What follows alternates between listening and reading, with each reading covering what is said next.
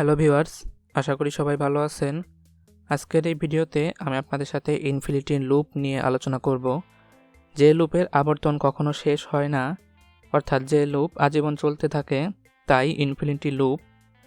এটি বস্তুতপক্ষে আজীবন চলবে না, কারণ হচ্ছে এটা আমাদের মেমোরিতে একটা নির্দিষ্ট স্পেস নিয়ে চলতে থাকবে। যখন আমাদের মেমোরি লিমিট ফুল হয়ে যাবে তখন আমাদের প্রোগ্রামটি ক্র্যাশ করবে। তো আমরা দেখি কিভাবে আমরা একটি ইনফিনিটি লুপ তৈরি করতে পারি। আমরা হোয়াইল লুপের সাহায্যে খুব সহজেই একটি ইনফিনিটি লুপ তৈরি করতে পারি। এজন্য আমাদের সিনট্যাক্স হিসাবে ব্যবহার করতে হবে হোয়াইল ট্রু। এরপরে আমরা যেই কাজটি করতে চাই সেটি লিখতে হবে। আমাদের এই কাজটি এখন বারবার চলতেই থাকবে। আপনারা ডান পাশে কার্সরটি লক্ষ্য করে দেখুন।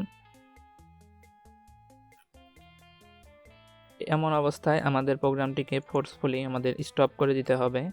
আমরা চাইলে অন্যভাবেও ইনফিনিটি লুপ তৈরি করতে পারি।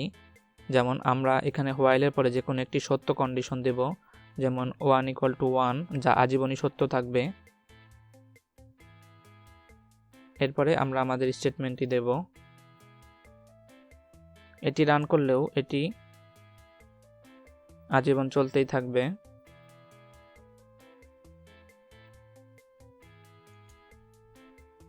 আশা করি কিভাবে ইনফিনিটি লুপ তৈরি করতে হয় তা আপনারা বুঝতে পেরেছেন। ভিডিওটি ভালো লেগে থাকলে আপনার বন্ধুদের সাথে শেয়ার করুন। লাইক, কমেন্ট, সাবস্ক্রাইব করে আমাদের সাথেই থাকুন। ধন্যবাদ।